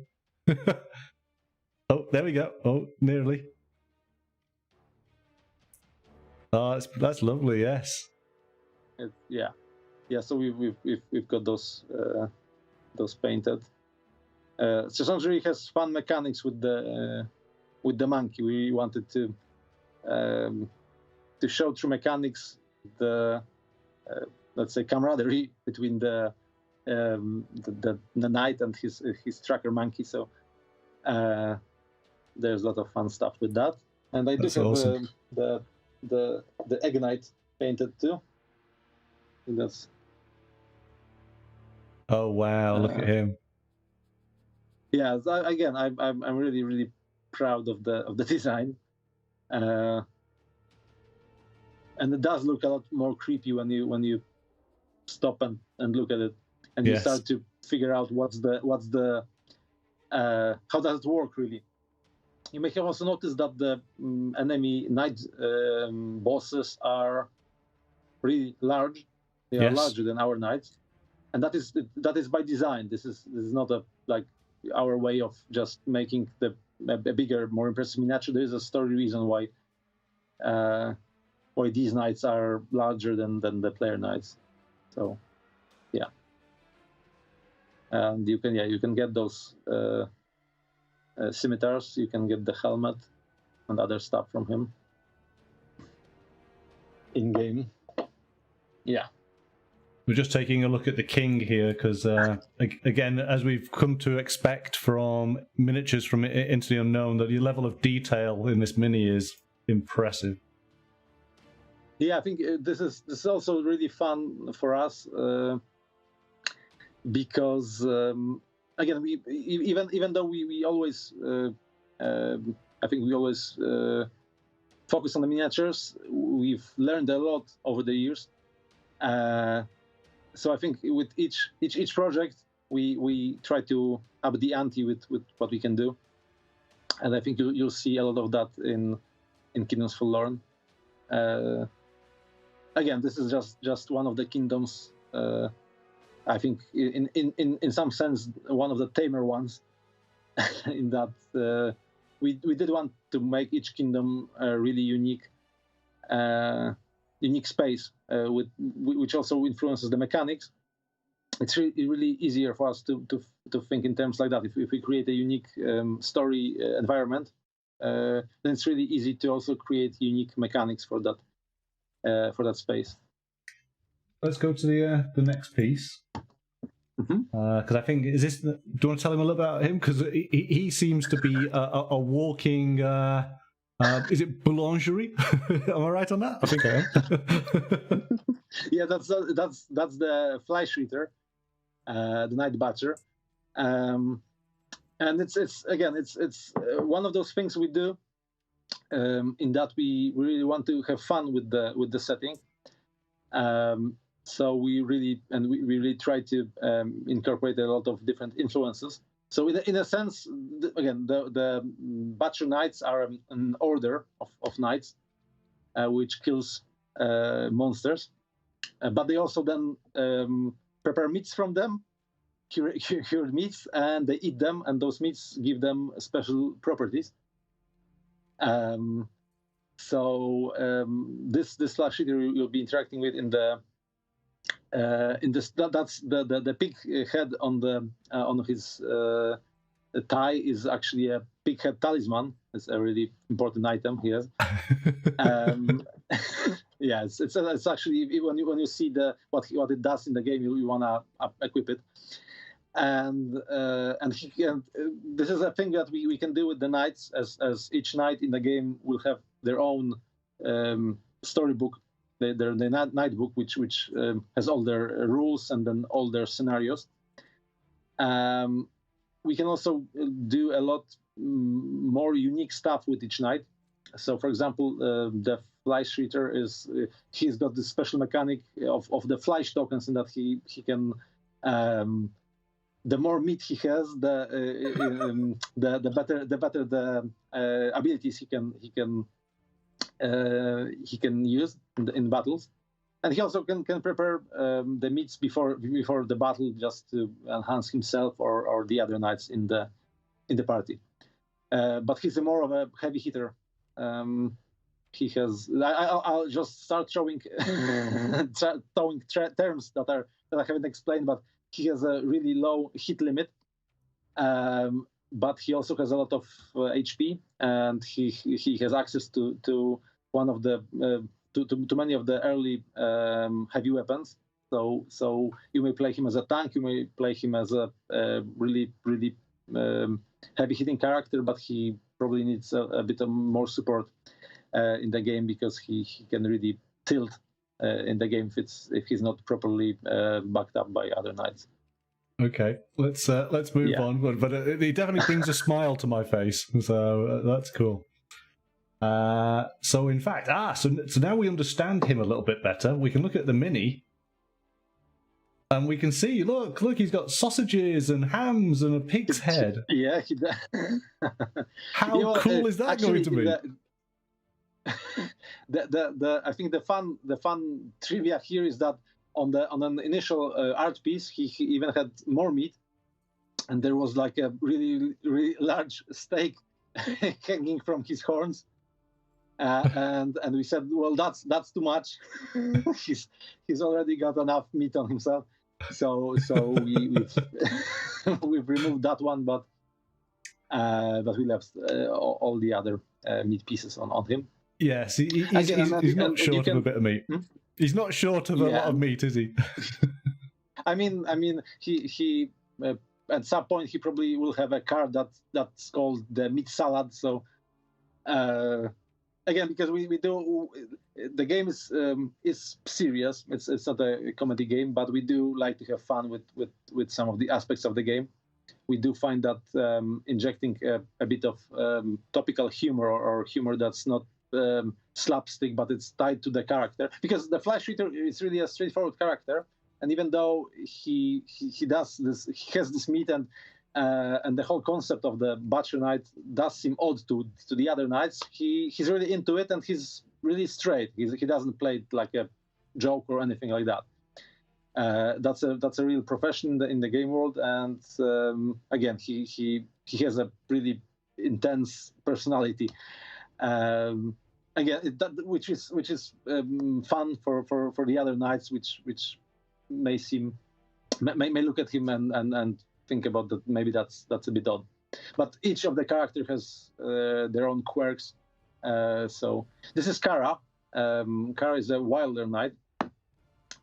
So she's the wilders are a bit more mystical, or more mysterious rather. In that they've renounced, like they come from other knight orders, but they renounce that, and they move to the forest, and they act like the forest protectors. In that sense, they may be compared to druids, but they really they don't have that kind of mystic connection with the wild they live in. They've got different style. I really don't want to spoil that. They've got a lot of different stuff that goes into their philosophy. Okay. And Kara is actually a really mobile character, and she prefers to use spears with that, because spears give you even more mobility in that you can attack from farther away. But just to note, you can customize the equipment of each character to your liking, both with items that you can buy, items that you can craft, and items that you get from your story progression. Right. And you also expand and level up the character across their own campaign. So you can create different builds with them. You can move Kara to be even more mobile, or you can tinker a bit with what she does, just to change her role in the team composition a bit. Just getting a question here from, is that Squall? Is the miniatures going to be PVC, HIPS, or SIO cast? I guess so we have really great success with PVC for Aeon Trespass Odyssey. So and we as we've started cooperation with the factories, we became even more proficient with doing that, and there is, like, I think if in a few years PVC will be so close to HIPS, it like again, like 10 years ago, I think I wouldn't personally I would really scoff at PVC miniatures, and as I was a miniatures collector, I played Warhammer. Like, I really, to this day, I really like to put the minis together and paint them, though I'm horrible at it. But with each year brings so many innovations in the miniatures space. So I think the PVC casts of last year and this year and next year are really top quality, and I think again the difference will be less pronounced as we go forward. We will have resin casts of our minis too, as this is something we started with, and we do want to continue with our resin collections. We actually, this is a thing, we don't have this to show today, but we did want to launch miniatures line of princesses and princes for Kingdoms Forlorn. Something a bit like the nymphs for ATO, but again more different than same. But we postponed that because we wanted to focus on delivering Aeon Trespass. But I think we'll revisit that idea as we've worked on those miniatures and that art still. And as you know, one of the great things about our Aeon Trespass nymphs line was that Mateusz himself was doing most of the art for that, and he's also doing a lot of the art for the princess and princess line. So I think sooner rather than later you'll see those miniatures too. I don't know if it's going to be a campaign on Kickstarter, or if it's just going to go straight to our online store. But we do want to continue with doing those. Excellent. Okay. We're kind of sort of running out of time, as we inevitably always do, don't we? I think we probably need to revisit Kingdom of Forlorn as a whole unique piece at a later point. We can go rapid fire through all those through the rest of the art pieces. And I can tell like one or two. Okay. Or you can ask me one question about it, and I'll answer it rapid fire, and then we can move on. Okay. And we can revisit them at the later day. Or you want to focus on let's say 2 or 3 of those? What do you think? Rapid fire. Just tell us quickly what is this scene? We'll do that. Sure. Well, this is. Just tell me which one you're because we've got the. Oh, hang on. We've got the. This will be number 6, Portal of Life. Yeah. Okay. So yeah, because I was referring to the delay we've got. I'm not seeing them as at the same time as you are. Yeah. So this one is the entrance to the, or one of the entrances to the Barony of Bountiful Harvest, the kingdom of flowers and mushroom people. Okay. We're going to do as quick as that then. So this will next will be the Harvest Dragon. Yeah. So harvest in the name, the harvest means it's from the Barony of Bountiful Harvest. It's the mushroom dragon. I think it's and you'll see on the next image that it's one of the.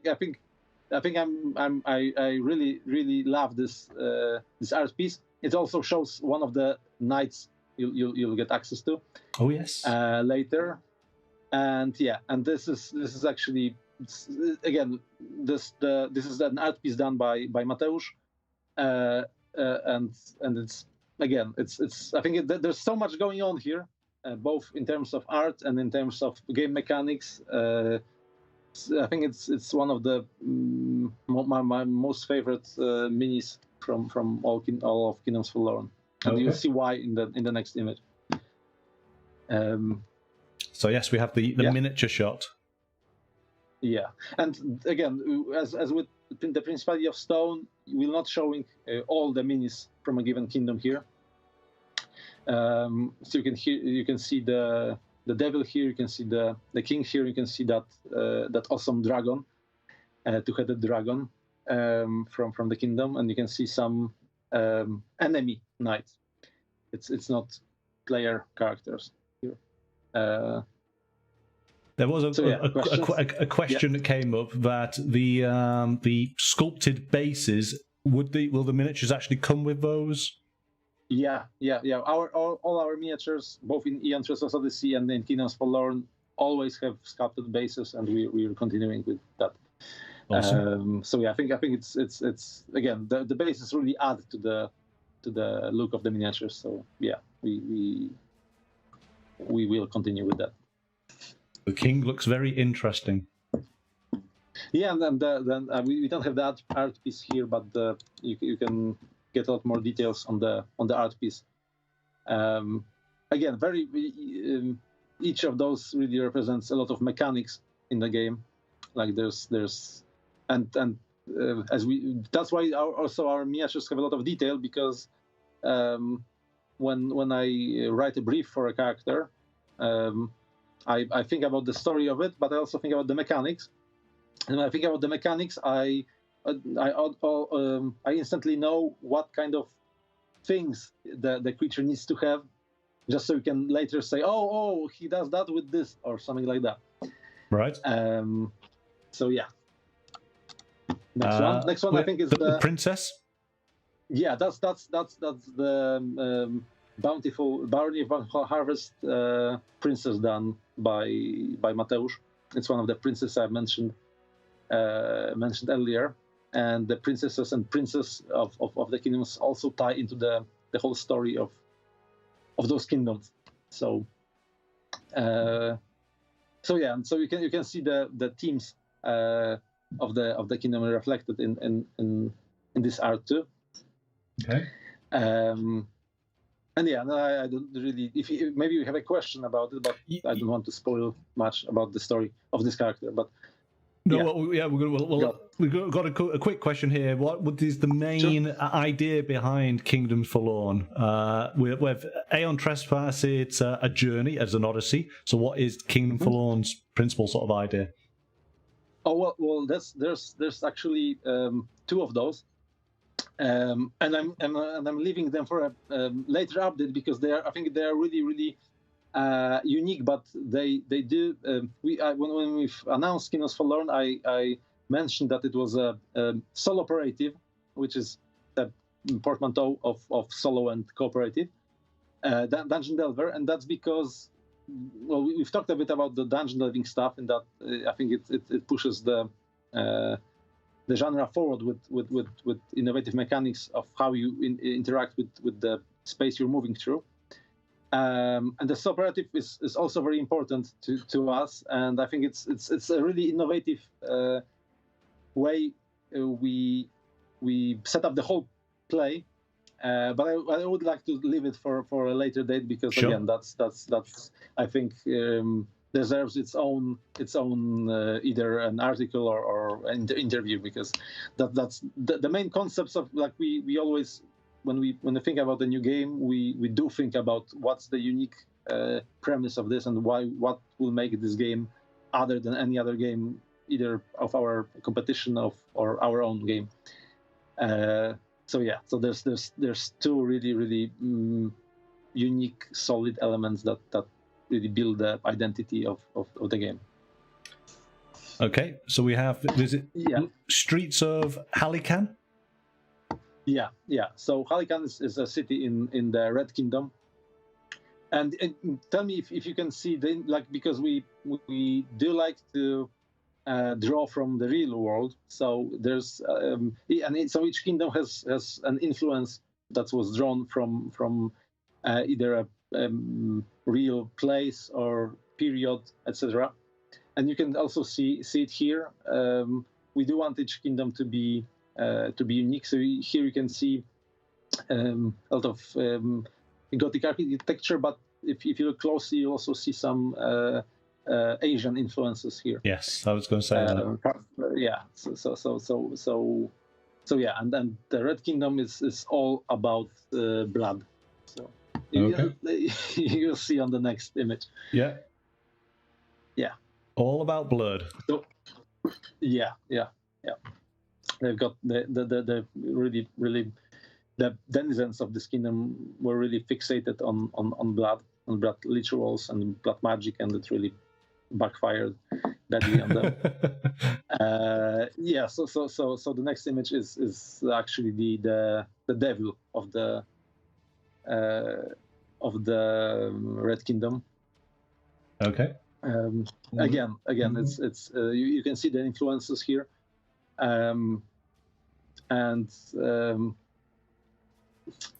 again, it's the way we also approach the, for example, the devils. They each devil should be unique on the for each kingdom and should reflect that kingdom. But there are also things that are constant between the devils. Just to okay, you can really look at them and see, okay, this is a devil because he has this and this and this attribute. This is our initial art for the game, and really also shows a place in the Red Kingdom. It's the Red Keep, yeah, exactly. There you go. And it does show a few knights. It does show our I think that this is one of the characters that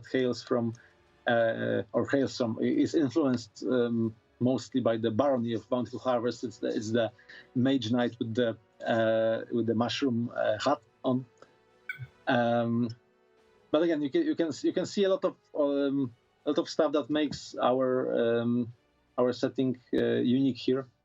You can see a different form of a Panzer Dragon here also, and actually you can see an early version of the because Sir Sonch is a night tracker, and night tracker is also a profession in the world. So you can see another night tracker here with another kind of monkey, which are part of the setting. Right. Yeah. Okay. Move on. Yeah. This is the Sunken Swamp. Yeah. Yeah. This is a swamp in the Sunken Kingdom. This kingdom was touched by the curse of sinking. In that, the whole kingdom was devoured by the swamp. And again, this is when we create a kingdom, or we create any sort of place, we do think about mechanics first, in that what kind of environmental storytelling can how that environmental storytelling can translate into game mechanics. So you can expect a lot of and you'll see that on I think a few images later, on the next one, okay, which will show the Swamp Knight, which isn't actually a knight at all, in that it's a kind of ooze that lives in the Sunken Kingdom, and it only inhabits armor. And it does give us a lot of unique mechanics opportunities, in that we can play a lot, and with Kingdoms Forlorn, as we go into the mob battles, it also gives us a lot of design space to incorporate those two elements in the same battle, for example. So this will be an example of that, where this knight can actually divide itself into different parts, and you need to fight them all at the same time. You can see that it's not a real creature when you look at it, because it's obviously it's a nose, but it also has like the third arm in the background, because this isn't an intelligent ooze. So when it finds pieces of armor, it just inhabits it, and it doesn't really know what a real knight looks like. So it inhabits the pieces of armor that are available to it. So here you get a three-handed knight because of that. It's interesting, like it. Okay. The next one is Kara. So I think we've talked a bit about her. So we can probably, if we're pressed for time, we can probably move forward. That's the towers area from the Gloom Archipelago, which is a kingdom cursed with tides. It's got a lot of influences from Renaissance Italy. And here the unique the creatures will be really tied to that aspect of the kingdom. So there will be a bit of a Marinistic theme, a bit of Italy, a bit of the carnival, because this kingdom actually was covered by tides during its annual carnival, and a lot of those revelers that were there at the time were, let's say, changed into things that now inhabit the kingdom. Right. Okay. You'll see that on the last piece of art. Yeah. You'll see. Yeah, this is one of the bosses of this kingdom. He's called the Gondolier, obviously, and it does. I think it really sells the whole concept of the kingdom really well, because it has all those elements, the nautical element and the Renaissance Italy. And with designing the Gloom Archipelago, we really wanted the water space and the how do I say, the tide mechanics, let's say, to have a real impact on those battles. Because again, with each kingdom, both in the battles and in the delve, we wanted to have those kingdoms be really, really unique, and the way you approach them should be unique. So here you'll have to deal with the constant threat of the whole dungeon being flooded. So you'll have to really approach the way you traverse the area a different way. Wow. And any questions?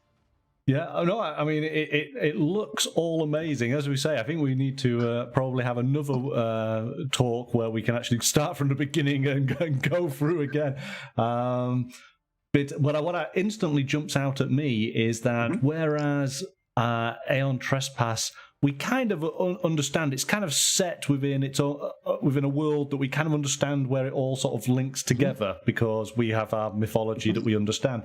What's been beautiful about this is that we've got these different kingdoms that pull in artistic inspiration from different elements, fusing them together in a weird and wonderful way that's unique, but still very, very familiar. So as you said, the sort of the Red Kingdom with the Asian and Gothic themes merged together. This one now with clearly Venice, and the carnival, but with this flooded area and then the sort of the spookiness, because I can see sort of octopus squid-like appendages, a bit of Davy Jones type thing going on here. So absolutely, and you'll see that reflected in the other creatures from the kingdom as well.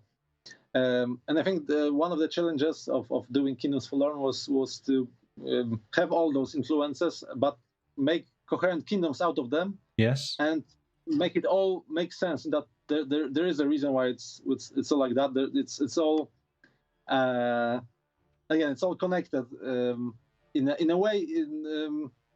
We really would like probably for the players to explore on their own. But it's actually the way you'll approach the game is quite different from what we're doing in Aeon Trespass Odyssey. Yes, no, but I again, it's one of those things where probably want to talk more about it and and learn more about it, because again, it's a complete new game to sort of be introduced to, isn't it? We've just had a bit of a teaser tonight just to get ourselves excited. And it all looks amazing. The miniatures look beautiful. Thank you. We really try to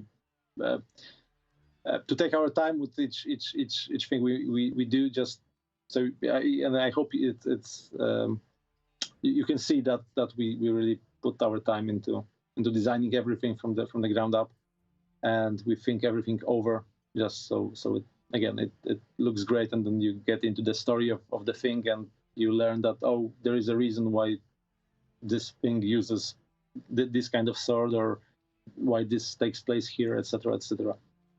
we value those kinds of details in storytelling throughout all medium, not only games. Yeah.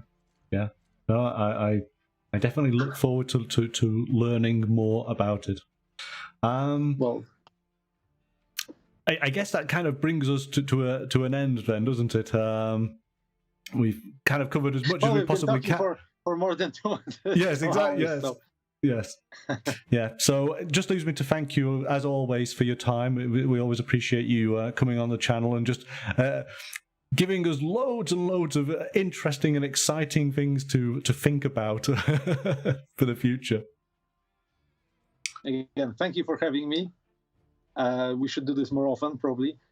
As you, there's a lot of stuff to talk about. So, and I can talk about it for hours on end. So.